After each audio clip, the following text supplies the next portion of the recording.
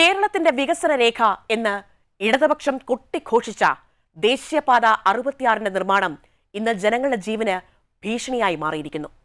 കാസർഗോഡ് മുതൽ തിരുവനന്തപുരം വരെ പലയിടങ്ങളിലായി റോഡ് ഇടിഞ്ഞു താഴുന്ന വാർത്തകളാണ് നിത്യവും പുറത്തുവരുന്നത്.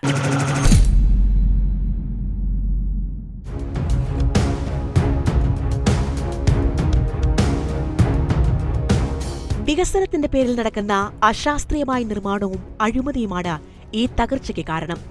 വയലുകളും തണ്ണീർത്തടങ്ങളും യാതൊരു പഠനവുമില്ലാതെ നികത്തിയാണ് പലയിടത്തും റോഡ് നിർമ്മിക്കുന്നത്.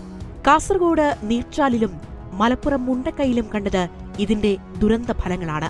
മണ്ണിന്റെ ഘടനയോ നീരൊഴുക്കോ പരിഗണിക്കാതെ കരാറുകാരുടെ ലാഭത്തിന് മാത്രം മുൻഗണന നൽകി നടത്തുന്ന ഈ നിർമ്മാണ പ്രവർത്തനങ്ങൾക്കെതിരെ പ്രാദേശികമായി ഉയർന്ന പ്രതിഷേധങ്ങളെ സർക്കാർ പോലീസിനെ ഉപയോഗിച്ച് അടിച്ചമർത്തുകയായിരുന്നു.